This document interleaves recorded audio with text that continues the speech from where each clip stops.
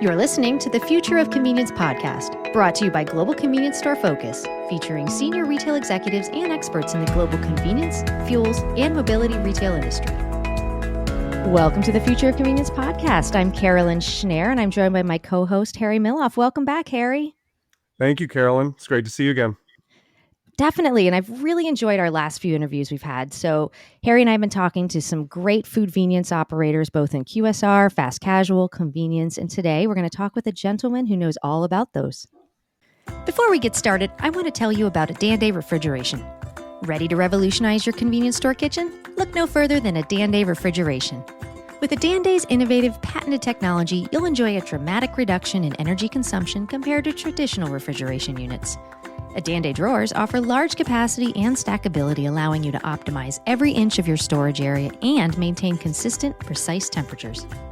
Choose a Day refrigeration for unmatched efficiency and performance made for your convenience. Visit adanday.com to learn more. So Harry, welcome back to joining me on this show. I really am excited to talk a little bit of food today. Me too. And I'm really excited about our guest, Ned Lyerly. So today's guest is a great friend of mine, someone who knows a lot about QSRs. And it's inherently, as we talk about QSRs and starting to unpack some of the operational aspects of the quick service restaurants, it's inherently connected to convenience. And so this is a lot of fun, and I think that we're going to have a lot of learnings to share with the audience today.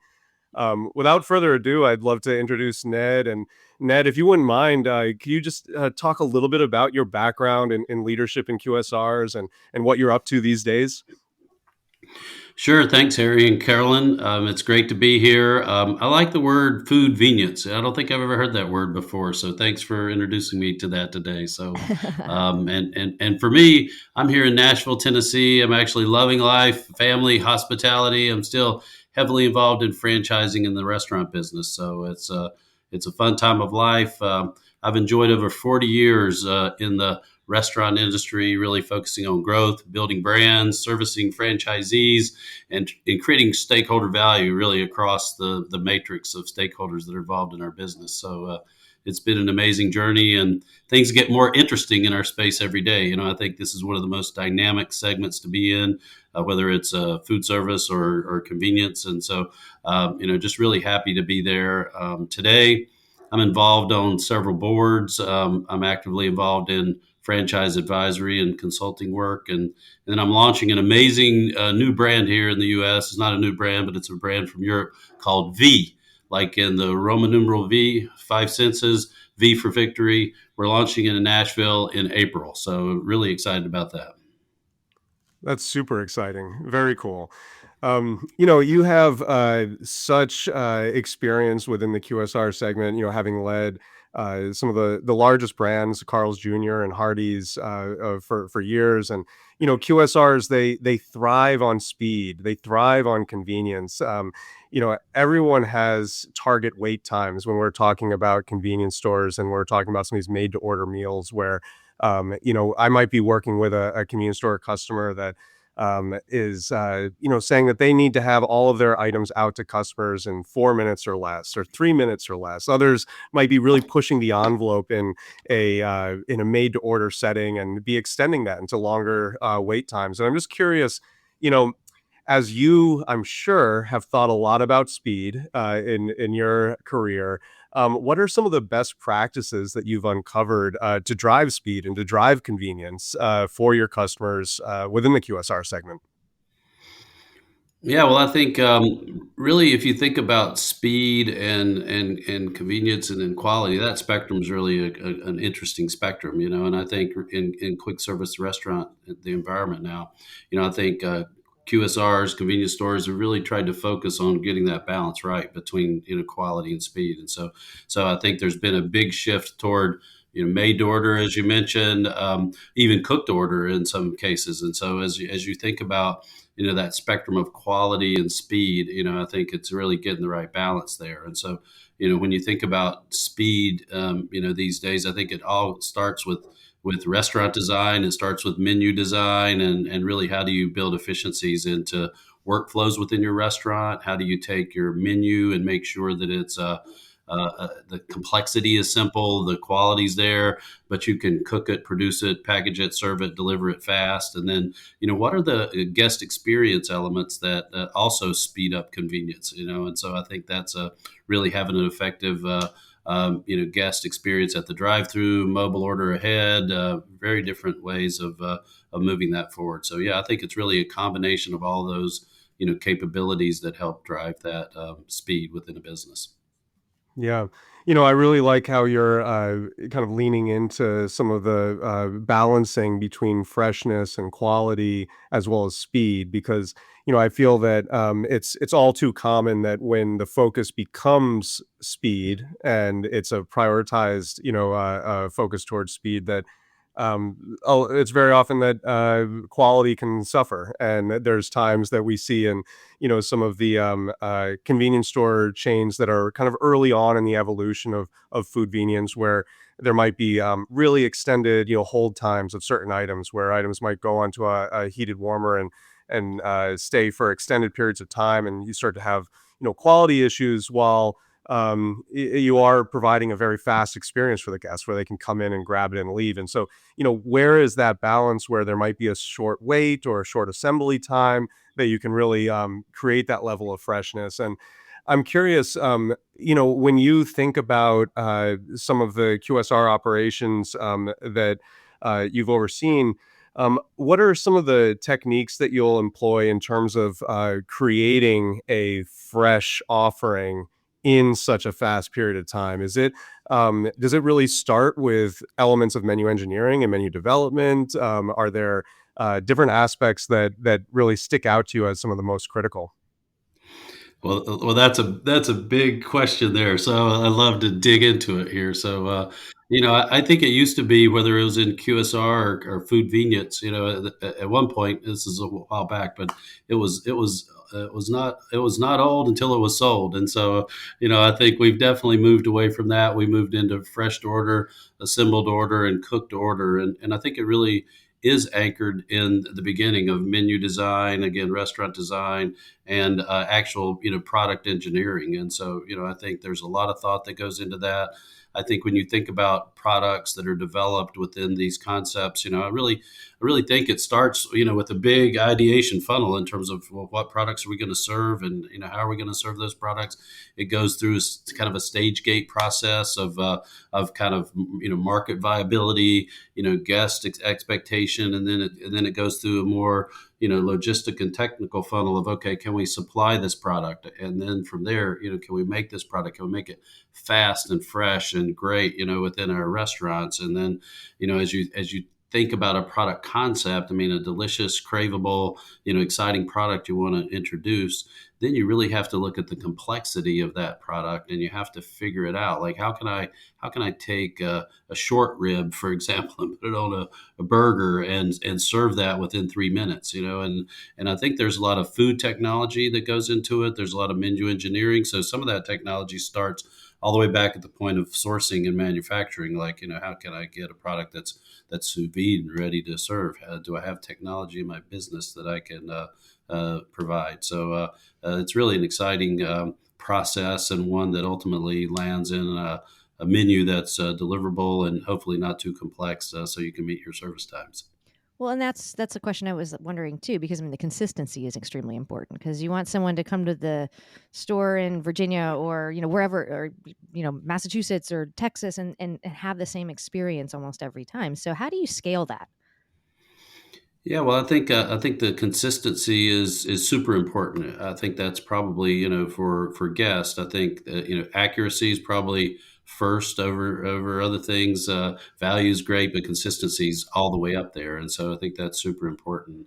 And I think the way that you achieve that is in multiple ways. First of all, you need a very systemized concept that you can replicate and carry across a country, across the world, for that matter. So I think having well-defined systems, well-defined equipment that's consistent from restaurant to restaurant that you can operate, restaurant designs, workflow layouts that actually help you produce product. And then I think there's really a lot that's tied into, again, this stage gating and quality process that's being forward. And then part of that process is how can I cook and deliver this consistently every time? And so I think there's a lot of equipment considerations that go into that equation, making sure that people can serve it hot and fresh, and then you've got operating standards and practices that allow you to execute and deliver that consistently day after day.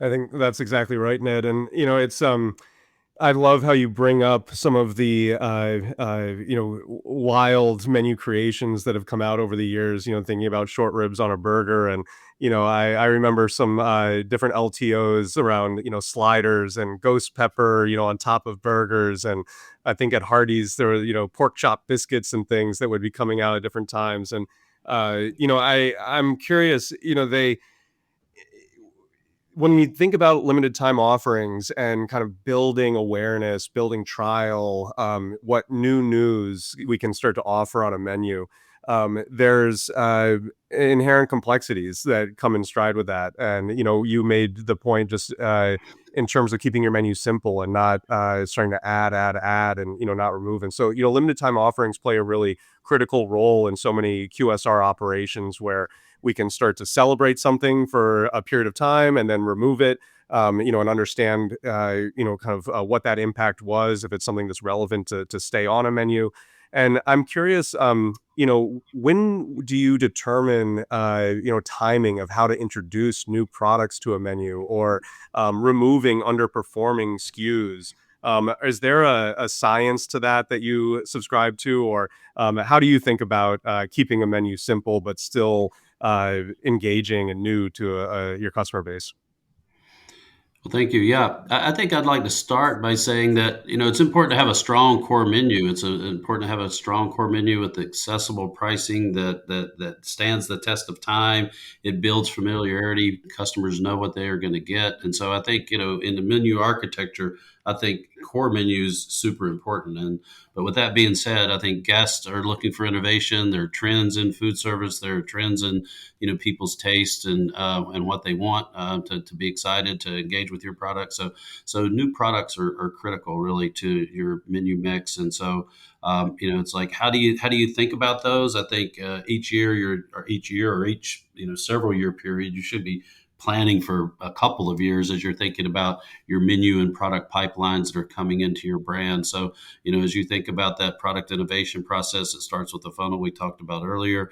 Then it starts with your marketing calendars and can you schedule those throughout the year? Are there seasonal timeframes that you need to hit? Are there times that just there's a fad or a particular menu category that's flashing out and you want to grab part of that and put it into your menu? So I think it's really finding your marketing, building your marketing calendar, identifying where there are pillars, and then of those pillars, picking which pillars are core focuses, which pillars are new product focuses, and then how do you carry it forward from there. So I think you look at that as a consideration, and then the complexity equation certainly comes into it, as we talked about earlier, and how can you serve items quick and fast and consistently and great. And then I think you're constantly going through a menu engineering exercise, I think, where you're looking at your menu matrix, you're looking at which products are stars and driving high profit and high sales and high revenue for your business, and then looking at the products that are less successful and aren't driving profit, aren't driving volume. And really it's important to manage that. And as you're adding items and complexity to a menu, it's important to make sure you're taking underperforming items off, so you can manage your menu mix and still meet your service times and guest expectations. It's funny when you said that. Like, I was sitting here, like, thinking about, when I go into you go to the stores that you go, or food service places that you go to all the time. At least I'm very predictable. I almost always order the same one or two things, except when I'm in person. I just thought of that. Like, when I'm ordering on my phone or something, I get the same thing. Maybe because I'm overthinking it, probably. But if I'm standing in, a Hardee's and I'm like, ooh, that's cool looking, I want that, I order it. It's so funny. Like, that's me. But I mean, maybe there's tons of people like me that do this omni-channel sort of like crazy multiple personality thing. I don't know, but that just made me think of it when you said about like new things. Like, I'll go into a Subway, for instance, and I'm like, wow, I don't know what that picture right there sold me. I got to do it. So, I mean, it's really bringing it all together in the marketing, because that really probably catches someone's eye and really makes them change their mind and try something new. And then you got a new favorite maybe, until you take it away and do another menu offering. Yeah, I think we talked a lot about operational efficiency and that sort of thing, but I think the marketing side of this business is obviously really critical, and so I think once you've got a great concept that you've taken it through this process, being able to merchandising, being able to catch a guest attention around that product, and then hopefully delivering and exceeding their expectations there, and so they're coming back and hitting that again. But it is a little bit of an issue with menu innovation and new LTOs, is like, someone like yourself comes into a Subway, finds a beautiful new product that you're in love with, and then next thing 2 months later, it's gone. So, I think you can put as much time and effort into building out an LTO as you can with a core product and a core menu item. So I think you have to be careful, because once you've invested all this time, money, process, marketing, investment, equipment, whatever it is, there are big investments that go into those LTOs. So you need to make sure that you've tested them out, proved them, and making sure you're getting the bang for your buck, once you put them into your locations. It's amazing just seeing the parallels between QSR and what we see in the more convenience space on food service. And one of those parallels that we're seeing more and more of these days is around drive-throughs, and we're seeing convenience stores open up their own drive-through lanes that may be serving coffee and breakfast sandwiches, or even pizza or fried chicken, in the afternoons and evenings. And some have been proven successful, but many have struggled. Really, just thinking about drive-through is a beast of its own, as and to get into that business is can be really challenging, especially if it's not something that you're used to and have that deep experience with. And I'm curious, uh, what are some of the key success factors that you've seen in making a drive-through operation profitable and well run? And are there different elements of the guest journey that you think are really important in terms of how they experience a drive-through, and maybe not even entering into the four walls, but receiving their food with from their car? Yeah, well, thanks. I think we talked about convenience earlier, and so drive-through is definitely one of those key conveniences. And when I think about drive-through success, I think it's really it's a complicated formula. In fact, it starts with site design and layout.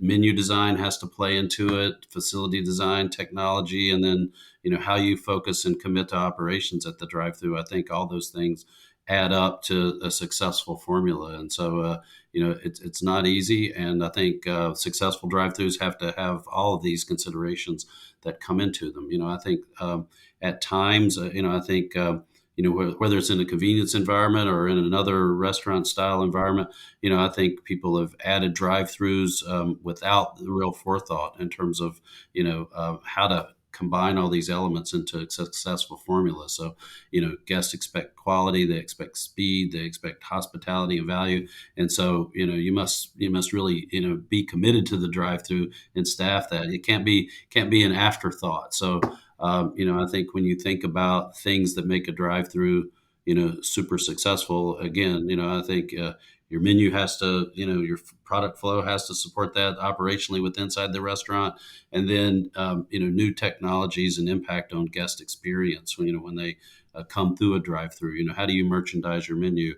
The new digital menu boards are new impactful suggestive selling through language assisted AI or otherwise. So I think there's a lot of technology that goes into that. I think to Carolyn's point earlier, just the merchandising of going through a drive-through. You want to see something beautiful. You don't want it to impact you. You want it to influence your purchase, and then or if you're just there for a quick coffee, then let me get my coffee order in and go from there. Have quick turnover at the window and move that forward. And then I think the other thing that's interesting now within drive-through is how do you order ahead and place orders. And I know some chains, Chick-fil-A is an example of one where you place your order ahead, you show up and you say, hey, I'm Harry, I'm here for my order, and they've got it ready for you, and it goes out the drive-through. So a lot of technology, a lot of things to consider, from guest experience to operations to make this a fast experience that exceeds our guest expectations. So. Yeah, it's a really good point. When we look at some of the segments of and day parts, it's really common that breakfast is the hero in the convenience sector. And so you look at coffee and breakfast sandwiches and things like that, and coffee is absolutely a critical part of some of the business modeling when we look at Foodvenience and the frequency factors that can come with coffee. And breakfast is a great day part to capture. And I know that you know that day part very well from the Hardee's brand and their stellar biscuits and the breakfast numbers that they pull. But many convenience stores that thrive in breakfast are looking for different strategies and ways to drive sales in the later day parts, looking at lunch and dinner and late night, and how can you really capitalize. I'm curious just if there's any tricks of the trade that you may have picked up over the years in terms of taking a breakfast customer, and how do we potentially parlay them into a lunch, dinner, late night, or other customer as well. Yeah, well, I think that's a critical issue. One of the brands I worked with, 60% of the sales occurred, before noon. So, I think that was a common issue that we were working with in terms of, of menu and marketing and trying to satisfy guest need states. So, I think the first thing I would say is be good at what you're good at and making sure you're leveraging, your capability and your full potential there. So if you're on the drive to work side or drive to school side of the street, you're getting a lot of breakfast traffic, then just make sure you're staffing well for breakfast, you're executing your drive through the best you can. And then I think if you give guests the best experience you can at that initial day part, then I think they're more receptive to coming back because they've had a great experience, and then they can move into lunch and dinner and otherwise. And so, I think from a marketing standpoint, sometimes, you introduce a concept, and maybe the concept has a great breakfast version of that product, and then it has more of a lunch and dinner version of it too. So you can market around a concept, and then serve it at multiple day parts, and maybe you get people coming back both times there. Obviously, with loyalty and personalization and the things that occur today, you can also now market to people that are coming to you for breakfast and really try to get them back at lunch and dinner, either with special offers or otherwise. And so I think it's a complex formula. I think the other thing is breakfast speed is so much easier because a lot of breakfast product builds are fast and easy. I know our breakfast service times were 50%, faster than, our lunch and dinner service times. And so, I think if you think about, product engineering or products that you can serve, a great product in our industry is like a Chick-fil-A, fried chicken sandwich. It's a bun, a filet, and pickles, and you put that together. You serve it fast. It's consistent and hot. And I think if you find products like that, then I think that they fit the drive-through model, fit the convenience model, and people get consistent access to them, and you can serve it fast and in volume. So. Awesome. Well, Ned, I've really enjoyed this conversation with you today. As always, I just want to thank you so much for your time, and I'm looking forward to talking to you again soon. Hey, that sounds great. I really appreciate it, Harry. Carolyn, thanks for having me on. Looking forward to hearing this as we go forward. Well, I'm excited that we taught you a new word today with Foodvenience. So I appreciate you sharing all of your Foodvenience expertise with us, and you always, Harry. And listeners, if you haven't already, take a moment, go ahead and subscribe to our show so you can see every time a new episode comes out every other Tuesday. And Ned, Harry, thanks again for joining, and thank you for listening to The Future of Convenience. You've been listening to the Future of Convenience podcast, produced by Dan Munford, Nick Scherzer, Jenna Ferguson, and Lorraine Evans. It is produced, edited, and mixed by Carolyn Schnare, and music is provided by Jukebox Music. Learn more at globalconveniencestorefocus.co.uk.